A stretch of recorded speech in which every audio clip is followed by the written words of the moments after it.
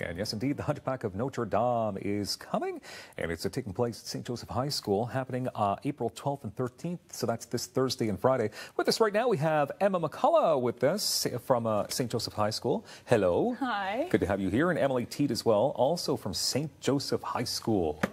But you're both, more importantly, best friends. Yes, we are. That's the way you said that, and just together as well. That was just super cute. Now, how long have you guys been friends? 5 years, I think now. Yeah. A high school relationship, like you guys met in high school and hit it off.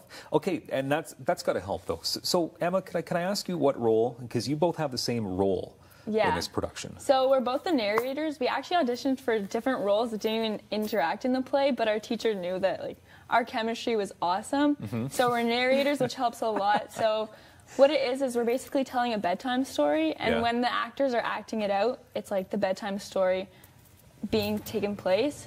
So we're on stage, but we also watch the play with the audience. So it's kind of an interactive feeling between the audience and the play. Okay. So Emily, for those who don't know what the Hunchback of Notre Dame is all about, can you just run down the story? So it's definitely a classic. I know the most known version is the Disney one. Ours is a little bit different. There's some different characters in it. There's two nuns that are in the play, and it's about the main character, Quasimodo. He lives in the bell tower. He's not the nicest looking guy, and for that he's bound to the Notre Dame Cathedral in the bell tower by his Master Frollo, who's the archdeacon, and he gets convinced by the nuns to go out into Paris for the Festival of Fools, and some interesting things happen. He meets some cool people, and the rest you'll find out at the show. Yeah, well, you don't want to give away too much, right? But just in case people don't know about this classic story, as you mentioned, the Disney one, of course, brought it to real life, really brought it to the limelight. Emma, can you tell us then who is playing Quasimodo? So a guy named Jabez Joseph is playing Quasimodo. He's amazing in it. He really brings the character to life. He's super excited to play Quasimodo. He's absolutely fantastic. Yeah, okay. Is he a good friend of yours? Because you just spoke highly of this guy, he's watching right now. Yeah, he's a really good friend of ours. We hang out with him a lot. Yeah. He's really nice, and he just cares about everyone, so he was the perfect role for Quasimodo. Okay. So is it difficult? Because I'm sure there's got to be a lot of makeup, there's a lot of prosthetics. Yeah, so our head of makeup, Abby Dallaire, she actually makes prosthetics of his eye. And I think the mouth too, we're going to do some makeup for that, but the eye takes a lot of work. We had to do molds for the eye, and she has to put it on every single night, even for dress rehearsal, and it looks absolutely amazing. Yeah, we saw them putting on the eye there for a second as well, but we don't want to give away too much, of course, but I can only imagine that it's got to be a lot of work, and for this fella to play Quasimodo, it's got to be well, that's what acting is all about, I guess, right? Okay, so can you tell us about the student involvement then, Emily? Because, I mean, some of the music's composed by students. Yes. There's fight scenes that are choreographed, dance scenes.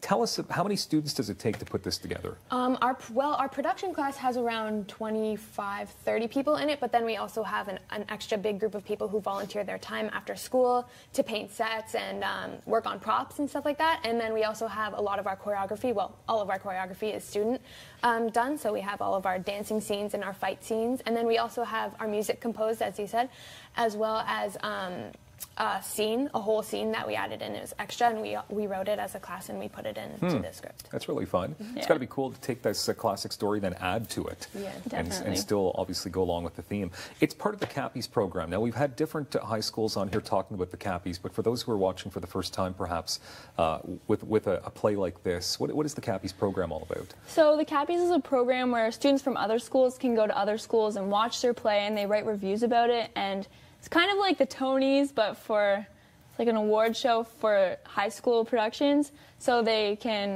decide who deserves to win an award and for what aspects of the play. So the set, is it acting, makeup, and then there's a huge gala in May where you just find out who wins, and it's a big celebration of production. So you're hoping to bring home some Cappies? Definitely. Is that how it works? Okay, Emily, can you tell me how many? So it's being held in an auditorium? Yes, it's kind of a cafetorium. Cafetorium. Yes. Okay, so people won't be allowed to eat in there for a couple of days, is what you're saying. Yeah. But so how many people would it hold then? A couple hundred, definitely. Yeah, I think 200, 300. But you were selling tickets in advance? Yeah. Okay, so would you recommend getting tickets before you're turned away at the door the night of? Yeah. I know our ticket sales have been going really well, so there is a very big chance that we won't be able to sell that many at the door, so definitely getting them in advance is a good idea. Yeah, and you can get them at School Cash Online with the OCSB, or if you can't do that, you can always just show up at the door and hope for the best. What is the price? $7 for students and $10 for adults. Okay. When you say students, do you have to be a student of St. Joseph's or a student anywhere? Student anywhere. Okay. Can you hold up the scepter as well? So this is an amazing prop. Now, who would have put this together? Our head of props, Rhea Paquette, she put this together. It's a leg of a chair. Oh. Yeah, and a foam ball. So we spray painted it, and they painted it gold, and then they added some jewels on top of it. Yeah. Now that would be the Hunchbacks? Yes, yeah, for the festival. Calling them the Hunchbacks probably not politically correct for 2018, That's what we call him. Yeah. Okay, well, if you guys call them that. But, I mean, elaborate designs like this, obviously, and props, I mean, that's part of what you guys have done as well. And I know it's going to be beautiful. It looked like a lot of fun in the video that we were just viewing as well. Okay, so you're both grade 12 students. We got about 30 seconds left. Yes. Emma, quickly, can you tell us what you hope to do? I haven't decided yet, but I'm choosing between Queens or Ottawa for English because I'm hoping to be an English teacher, and I'm going to keep up with the drama and theater at those schools. So. I was hoping you'd say that. And Emily, same question? Well, I think I'm going to be taking the year off to audition for a bunch of different things because I'm a dancer as well as an actress. So very cool. Hoping to continue that. Best of luck to both of you. Thank you. Hunchback of Notre Dame. It's happening at St. Joseph High School this upcoming Thursday and Friday. More daytime coming up.